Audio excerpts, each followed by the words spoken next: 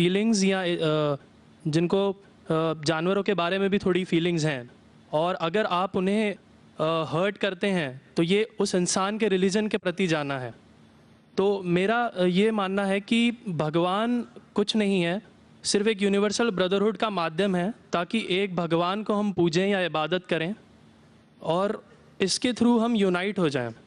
तो मेरा सवाल ये है कि हम हमेशा भगवान को इस तरह तोलते हैं कि उसे इंसान की तरह फीलिंग्स हैं, वो हमें सज़ा देता है, हमें रिवॉर्ड करता है, पर हमारे अलावा इस यूनिवर्स में, मैं उस वर्ड पे स्ट्रेस करूँगा, यूनिवर्स में जानवर भी हैं जिनका काम इस भगवान के बिना चल रहा है, जिनमें कोई फीलिंग्स नहीं है, ना वो कुरान पढ़ते हैं ना बाइबल पढ़ते हैं।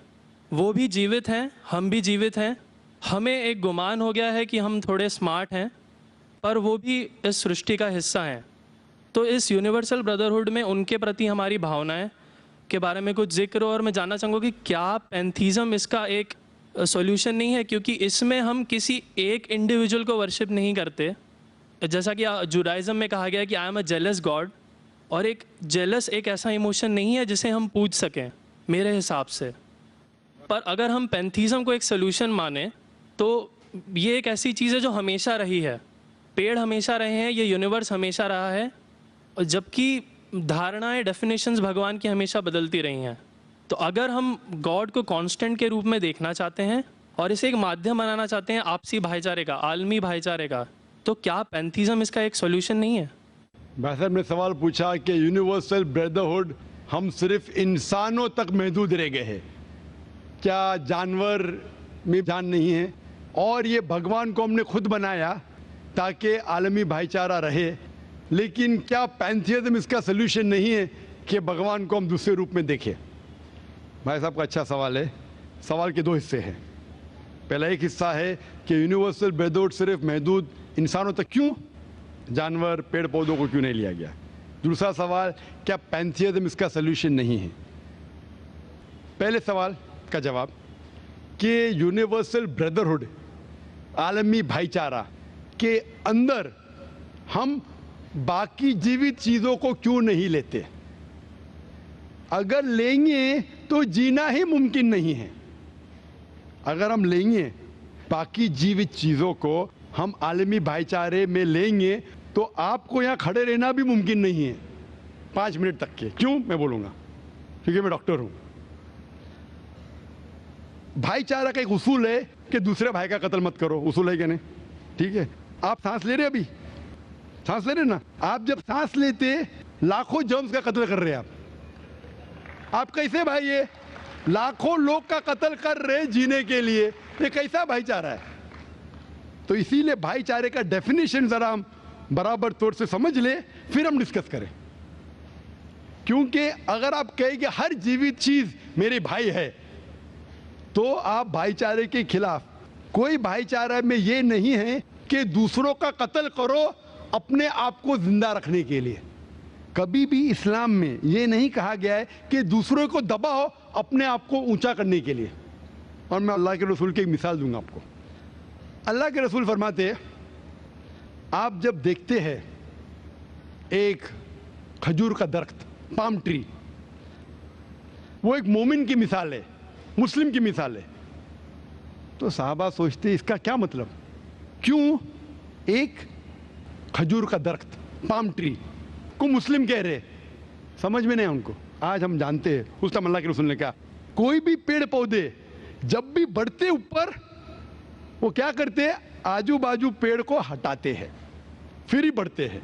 नीचे जाते हैं, अपने पौधों को, रूट्स को एक्सपैंड करते हैं। इसीलिए आप देखेंगे म्युनिसिपैलिटी क्रैक्स को तोड़ती है, मजबूत करे। क्यों? वो पेड़ बढ़ता है तो क्रैक हो जाता है, फिर से टाइल लगाते हैं। जितना पौधा बढ़ता है, जितना पेड़ बढ़ता है, उतना आजू बाजू नुकसान करता है। एक वाहिद दरख्त है पाम ट्री, जो जितना ऊंचा जाता है दूसरे को नुकसान नहीं पहुंचे, सीधा जाता है।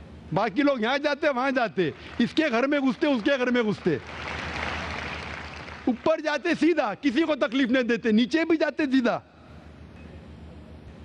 आजू बाजू घूमते नहीं। अगर आप अपने आप को बड़ा बनने के लिए दूसरों को दबाएंगे, ये मुस्लिम नहीं। तो अगर मैं मानूं आपकी बात को कि हर जीवित इंसान को भाईचारा करूं, तो मुझे जीने का हक ही नहीं, किसी को जीने का हक नहीं है। लेकिन उसका मतलब ये नहीं कि हम दूसरे जीवित लोग को तकलीफ पहुंचाए जानबूझ के। इसीलिए इस्लाम में जब मोहम्मद सल्लल्लाहु अलैहि वसल्लम पैगाम दिए अरब देशों में, अरब ममालिक में, तो लोग ने कहा ये कैसा इंसान है। जब अल्लाह के रसूल ने कहा कि ऊंट के ऊपर ज्यादा वजन मत डालो, हराम है, घोड़े को ज्यादा तकलीफ मत दो, तो लोग कहने लगे ये तो अभी इंसानों की हुकूक की बात कर रहा था, अभी जानवरों के हुकूक की बात कर रहा है।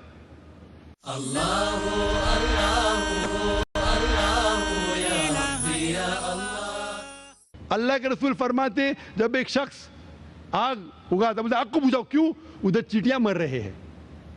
उसका मतलब जानबूझ के कोई भी जीवित चीज को मारना हराम है, सिर्फ अनजाने में इजाजत है या जिसकी इजाजत खुदा ने आपको दी है, जिसकी इजाजत दी है खुदा ने। मिसाल के तौर पे मनुस्मृति में चैप्टर नंबर 5 श्लोका नंबर 31 में लिखा है कि खुदा ने कुछ जानवरों को बनाए खाने के लिए और किसको खुराक बनने के लिए, some to be eaten some to eat. अगर वो खाने वाला जानवर दूसरे जानवर को खाता है जिसको खुराक के लिए बनाया है, तो कोई गुनाह नहीं है।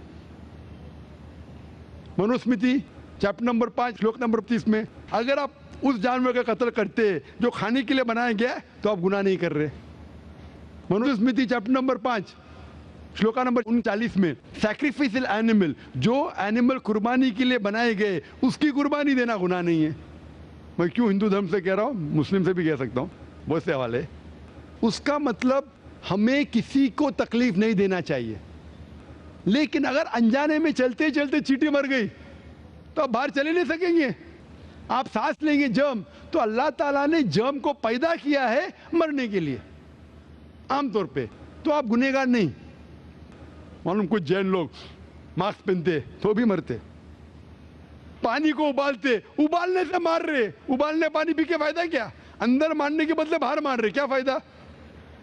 ये मुमकिन ही नहीं है। लेकिन जानबूझ के कोई जानवर को, और एक मिसाल दूंगा, हमारे खतीब जुमा नमाज पढ़ाए थे कल, डॉक्टर उस्मान, उनने अपने खुतबे में मिसाल दी थी। क्या एक औरत थी जो बहुत बेहया थी, क्या कहेंगे, जो आम तौर पे लोगों की जीनत थी। मैं लफ्ज़ उर्दू ज़रा मेरी कमज़ोर है, मैं किसी को ठेस नहीं पहुंचाना चाहता। इंग्लिश में कहेंगे नॉट विथ गुड कैरेक्टर, बाजारी औरत। ज़रा मैं ऐसे लफ्ज़ इस्तेमाल करना चाहता हूँ किसी को चोट पहुंचे, तो बाजारी औरत थी जो बहुत गुनाह करती थी। लेकिन एक वक्त एक कुत्ते को पानी पिलाया तो अल्लाह के रसूल फरमाते सिर्फ वो एक अच्छे अमल के वजह से खुदा ने उसे जन्नत में डाला। बाजारी औरत गलत काम करती है, जिना करती है, एक अमल क्या की, एक कुत्ते को पानी दी, इंसान को नहीं कुत्ते को, और अल्लाह उसे जन्नत में डालता है। दूसरी तरफ एक अच्छी औरत, नेक औरत, लेकिन एक बिल्ली को बंद करती है, चेन करके रखती है, उसकी आज़ादी को कैद करती है, अल्लाह ताला उसको जहन्नम में डालता है, नरक में डालता है। इसे कहते हैं जानवरों के हुकूक।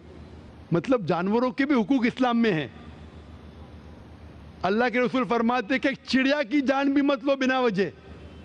चिड़िया, स्पैरो, आप पढ़ेंगे कुरान में और हदीस में कई इसके पर लेक्चर। तो इसलिए हम मानते हैं कि जीवित चीज का हमें एहतराम करना चाहिए, उसके रूल रेगुलेशन है। बोलेंगे सब जीवित चीज मेरे भाई है, नहीं भाई, सब भाई नहीं है।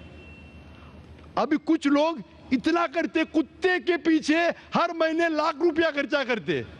अरे गरीब लोग मर रहे, लाख रुपये से 10 घर हर महीने लाख रुपया अपने पूडल के ऊपर डालते हैं।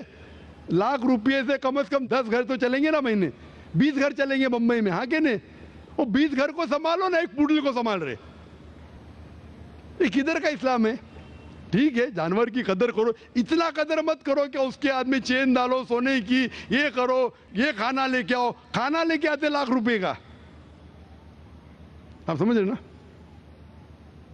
तो इतना मत इसराफ करो।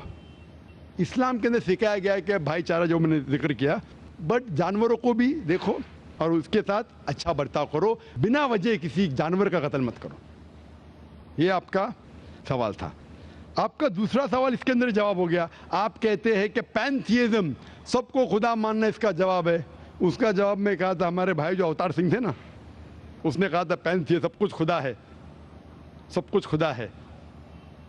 इससे क्या होता है कि सब कुछ खुदा है, मतलब अगर आप सबको खुदा मानते, चोर को भी खुदा मानते, डाकू को भी खुदा मानते, खुदा का मतलब उसका कहना मानना, बराबर कि नहीं, उसकी इज्जत करना, उसकी इबादत करना, वो जो कहता है उसकी बात मानना। तो आप अगर वो चोर को खुदा बोलेंगे, वो बोलेगा चोरी को, तो आप चोरी करना शुरू करेंगे। वो बलात्कार करने वाला कहेंगे आपसे, आप उसको खुदा बोलेंगे, चल मैं बलात्कार कर, आप करेंगे। तो इसी तरह ये इलॉजिकल है। खुदा एक है और सिर्फ उसकी इबादत करना चाहिए। और ये जो फिलॉसफी है, ये फिलॉसफी जो आप बोल रहे किधर से आई, इसे कहते हैं एंथ्रोपोमॉर्फिज्म। क्या कहते हैं? एंथ्रोपोमॉर्फिज्म, मतलब गॉड ने हर चीज की शक्ल हासिल की। और इसके अंदर एक फिलॉसफी है कि खुदा इतना पाक, इतना नेक, वो जानता नहीं कि किस तरीके से इंसान को तकलीफ होती है। और ये एंथ्रोपोमॉर्फिज्म जो फिलॉसफी है, खुदा अलग अलग चीज में शामिल होते हैं। और कई मजहब, इस्लाम के अलावा कोई मजहब कहता है कि खुदा एक बार इंसान का रूप हासिल किया, कुछ मजहब कहते हैं अनेक बार। और उनकी लॉजिक है कि खुदा इतना पाक, इतना नेक, इतना महान, उसे पता नहीं इंसान की तकलीफ क्या है, इंसान को किस चीज का बुरा लगता है। इतना नेक, इतने पाक, इंसान को दर्द कैसा होता है, इंसान को तकलीफ कैसा होती है। तो ये खुदा जो नेक और पाक है, जानने के लिए इंसान के उसूल क्या होना चाहिए, वो इंसान का रूप धारण करते हैं। ये फिलॉसफी है एंथ्रोपोमॉर्फिज्म की। ऊपर से लगता है बहुत लॉजिकल है, खुदा इतना नेक, इतना पाक, इतना दयालु, वो जानता नहीं बेचारे इंसानों की क्या तकलीफ है, क्या मजबूरी है, क्या मुश्किलात है। तो इंसान का रूप धारण किया लिखने के लिए, क्या इंसान के लिए अच्छा है बुरा है। ऊपर से देखे तो बहुत अच्छा लगता है, लेकिन तहकीक करेंगे मंतिक से तो एकदम ही गलत। मिसाल के तौर पे, अगर मैंने एक डीवीडी प्लेयर बनाया, डीवीडी प्लेयर, क्या मुझे जरूरी है कि मैं डीवीडी प्लेयर बनूं ये जानने के लिए डीवीडी प्लेयर के लिए क्या अच्छा है क्या बुरा है? जरूरी है? नहीं। मैं एक इंस्ट्रक्शन मैन्युअल लिखूंगा कि डीवीडी प्लेयर को प्ले करने के लिए डीवीडी डालो, प्ले का बटन दबाओ, स्किप करने का स्किप का बटन दबाओ, स्टॉप करने का स्टॉप का बटन दबाओ। पानी में मत डालो, खराब हो जाएगा, ऊपर से मत फेंको, खराब हो जाएगा। मुझे डीवीडी प्लेयर बनने की जरूरत नहीं। इसी तरीके से खुदा हमारा खालिक है, हमारा बनाने वाला है, हमारा पैदा करने वाला है, उसको इंसान बनने की जरूरत ही नहीं। वो क्या करता है? इंस्ट्रक्शन मैन्युअल लिखता है, इंसान के लिए क्या अच्छा है क्या बुरा है, क्या खाना चाहिए क्या नहीं खाना चाहिए, कैसा इबादत करना चाहिए। और इस खुदा का आखिरी इंस्ट्रक्शन मैन्युअल है कुरान। इस ईश्वर, इस भगवान, इस अल्लाह, इस खुदा का आखिरी इंस्ट्रक्शन मैन्युअल है कुरान। इस कुरान मजीद में लिखा है आपके लिए क्या अच्छा है क्या बुरा है, किस तरीके से जानवर से अच्छा बर्ताव करना चाहिए, किस तरीके से भाईचारा बढ़ना चाहिए, किस तरीके से गरीबों की मदद करना चाहिए, सब लिखा है इसमें। खुदा को खुद इंसान बनने की जरूरत नहीं, क्योंकि वो हमारा खालिक है, हमारा मालिक है। तो इसीलिए ये पैंथियज्म फिलॉसफी इज टोटली रॉन्ग। और वेद में किधर नहीं लिखा है, आप जाएंगे दूसरी किताबों में लिखा है, आप अगर देखेंगे मेरी कैसेट हिंदुइज्म एंड इस्लाम पे, लेकिन वो किताबें वेद से ऊंची नहीं है। वेद में सिर्फ लिखा है तौहीद के बारे में, एक खुदा के बारे में, एक कम सत्य विप्रा बहुधा वेदांते, खुदा एक है, उसको नाम इरादा दे सकते हैं आप, लेकिन खुदा एक है, उसकी सिफत आप बयान कर सकते हैं। और वो एक खुदा है, न तस्य प्रतिमास्ति, उसका कोई अक्स नहीं है, ना कोई पिक्चर है, ना कोई पेंटिंग है, ना कोई मूर्ति है, ना कोई स्टैच्यू है। Hope that answers the question.